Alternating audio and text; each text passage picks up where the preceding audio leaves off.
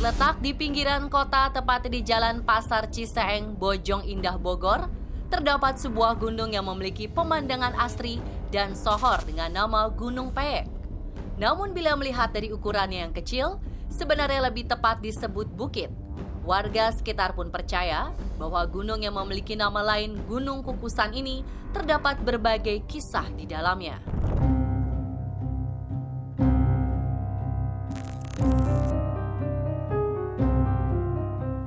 Menurut catatan sejarah, nama Kukusan muncul lantaran di atas bukit terdapat batu atau karang berbentuk mengerucut, seperti tempat untuk mengukus. Sedangkan di bawah puncak terdapat sumber air panas yang selalu mengeluarkan asap ke bagian atas gunung layaknya sebuah kukusan. Dan mengapa disebut Gunung Peyek? Adalah puncaknya yang datar seperti bentuk peyek. Jika diperhatikan, ada yang unik dari Gunung Peyek. Bila biasanya karang terdapat di lautan, namun nyatanya karang juga dapat ditemukan di atas gunung tersebut. Lantas, dari mana karang ini berasal dan seperti apa kisahnya? Gunung Peyek tahu kalau nggak salah itu tuh kan ada di daerah Bogor. Kenapa dinamakan Gunung Peyek itu? Karena memang karangnya itu yang berbentuk peyek katanya. Dan juga sebenarnya bentuknya itu karena ada beberapa mata air panasnya dan bentuknya itu kayak kukus. Jadi kayak tempat kukus gitu. Mungkin itu dulunya laut, terus surut jadi gunung deh. Tapi bahwa di situ ada karang, ya, ada batu-batu karang seperti itu, kemungkinan saja ya, dulu ada laut bisa juga ya. Kita kan tidak tahu dulu bagaimana kondisi alam kita. Tapi bisa juga di batu-batu yang ada di situ belum tentu itu batu karang dalam pengertian harus itu merupakan batu laut. Ya, bisa saja batu-batu yang ada di situ tuh ya memang jenis batu di gunung ya. Karena di situ juga ada, kalau tidak salah, ada batu kapur juga toh. Nah itu dia. Jadi ya ini memang spekulatif ya. Bisa dikaitkan dengan laut ya, tapi bisa juga tidak. Saya kira begitu. Selain bukit, pepohonan rindang, dan karang, di kawasan ini juga terdapat 3 kolam mata air yang konon bisa menyembuhkan segala macam penyakit, baik medis atau non-medis. Tak hanya itu, di Gunung Peyek juga terdapat sebuah tradisi yang sudah ada sejak ratusan tahun lalu, yakni melempar koin bagi mereka yang ingin meminta sebuah keinginan. Kalau menurut saya itu memang benar, karena air panas dari gunung itu mengandung sulfur, ada juga belerang, dan itu bagus untuk kulit. Dan memang saya kan orang Bandung, jadi waktu saya kecil saya sering ke Ciater, suka berendam kaki atau badan untuk ngilangin luka atau koreng, dan itu juga kan air panas dari gunung. Jadi kalau buat saya memang itu betul khasiatnya seperti itu. Oh, ya itu kan kepercayaan masyarakat sekitar ya, dan memang nggak bisa dipungkiri kita juga harus menghormati juga di mana kita ya berpijak lah, di situ langit dijunjung gitu. Percaya nggak percaya, kalau memang mereka itu terjadi sama masyarakat sekitar ya kita harus tahu. Tapi sayangnya takutnya jadinya kayak lebih ke musyrik gitu sih. Takutnya malah permintaan-permintaan seperti kayak yang ajaib-ajaib, kita bersekutu dengan setan di situ, minta kekayaan segala macam. Kita jadi melupakan sosok Tuhan yang sebenarnya kita harus minta. Nggak usah jauh-jauh naik gunung, sebenarnya tinggal gelar sejadah aja minta. Kalau memang udah waktunya dikabulkan. Tapi kalau memang kepercayaan masyarakat sekitar ya harus tetap dihormati. Alam yang bagus ya, alam yang indah, alam yang dahsyat gitu, selalu menarik perhatian manusia ya, selalu menarik perhatian masyarakatnya.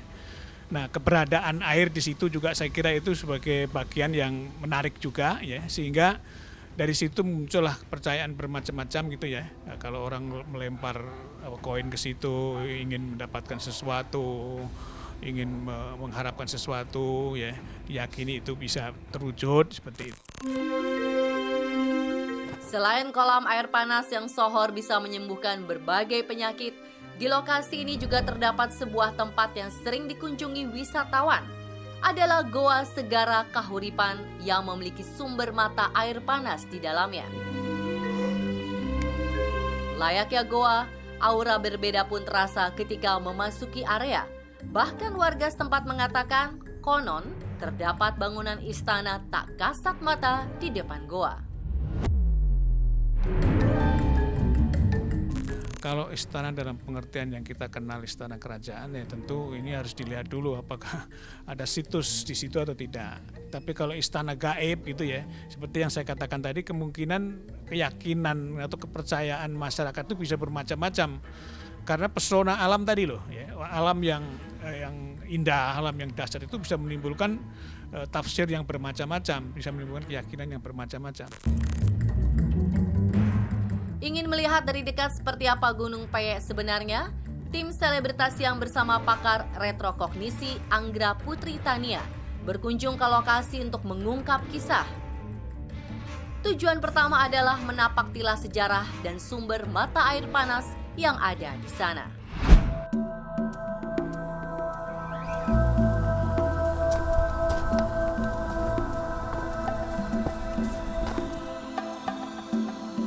Assalamualaikum warahmatullahi wabarakatuh. Jumpa lagi dengan saya Anggra Putri Tania, dan kali ini saya sedang napak tilas di daerah Gunung Peyek, Bogor. Di sini itu merupakan situs purbakala ya, yang ada di dalam kitab Arkaikum. Dan kitab Arkaikum itu menceritakan tentang 2.500 tahun yang lalu. Jadi di situ ada mitologi tentang situs purbakala. Yang dulunya tempat ini adalah segara lautan. Untuk lebih lanjut, yuk ikutin.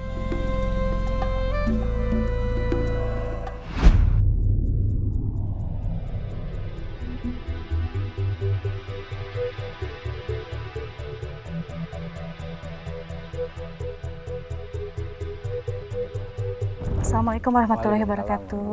Mohon maaf nih Bang mengganggu. Kebetulan kami lagi napak tilas di Gunung Peyek. Kami ingin menggali informasi tentang fakta dan mitos yang beredar di masyarakat ya. Kalau dari pertanyaan Teteh, ya pokoknya gunung ini bisa dibilang Gunung Peyek atau Gunung Kukusan, gitu kan dikenal masyarakat. Masyarakat sekitar banyaknya ke tempat ini tujuannya berobat sih gitu aja. Selain silaturahim berobat gitu aja. Terus di sini katanya ada mata air ya Bang ya, yang mengalir itu bukan ke bawah tapi ke atas. Iya, ada di sana sumbernya. Nanti kita lihat. Iya siap. Terus di sini juga katanya ada guha ya Bang ya, gua di bawah Gunung Kukusan ini. Dan saya ingin coba untuk melihat lebih dekat, apa bisa mengantar Bang? Ayo, silakan Abang duluan. Dimanapun kita berada, tentu tak boleh mengambil sesuatu yang bukan miliknya. Dan begitu pula halnya di Gunung Peyek. Konon dahulu pernah ada seseorang yang coba mengambil karang dari gunung. Namun naas, sesampainya di rumah, orang tersebut tak sadarkan diri. Anehnya, setelah kembali dibawa ke gunung dan mengembalikan karang yang diambil, tak butuh waktu lama, orang tersebut langsung sadar dan pulih kembali.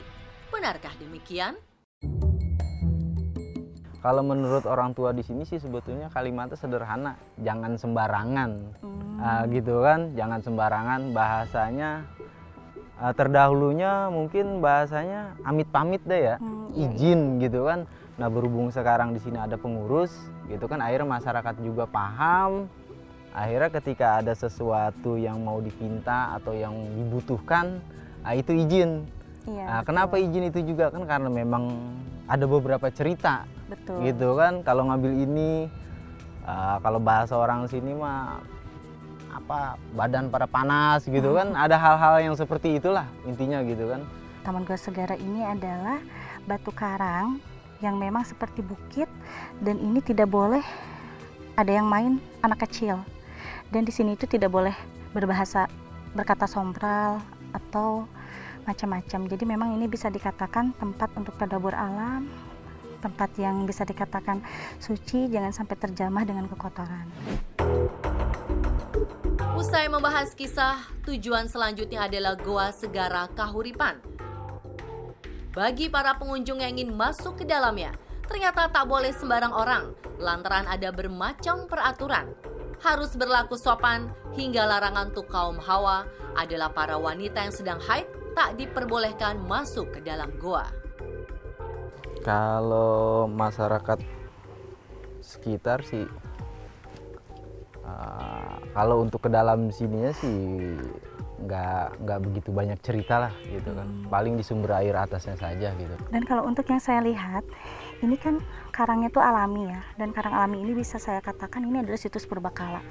Dan kenapa bisa dinamai dengan Taman Goa Segara? Karena ini dulunya pada 2.500.000 tahun yang lalu, bahwa ini adalah lautan yang sangat luas ya, segara lautan yang memang ada hubungannya dengan Atlantis. Dan yang saya lihat setelah lautan ini tidak ada, pada abad ke-7 bahwa di gua ini adalah tempat bersemedi para resi. Tempat bersemedi para resi yang memang lagi mengosongkan jiwa dan pikiran, mengolah jiwa dan raga.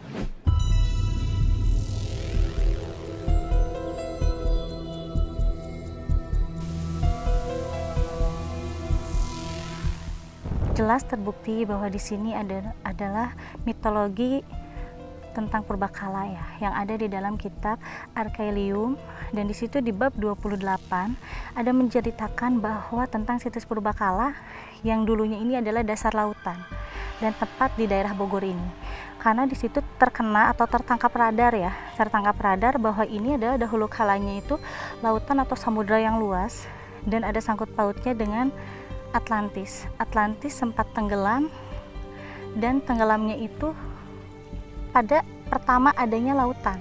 Pada pertama adanya lautan, Atlantis hilang dan lautan itu adalah tepat di daerah sini. Untuk orang-orang atau siapapun yang ingin datang ke tempat ini, alangkah lebih baiknya lebih mengutamakan dulu kesopanan dan santun. Karena tempat ini tidak boleh dibawa dengan perkataan-perkataan kotor, tidak boleh berbahasa sompral, dan harus tahu etika, adab beradabnya, jangan sampai mengambil barang atau karang yang ada di tempat ini. Karena si penghuninya itu bisa marah ya, tidak mau terganggu. Jadi intinya harus bisa menjaga dan melestarikan alam.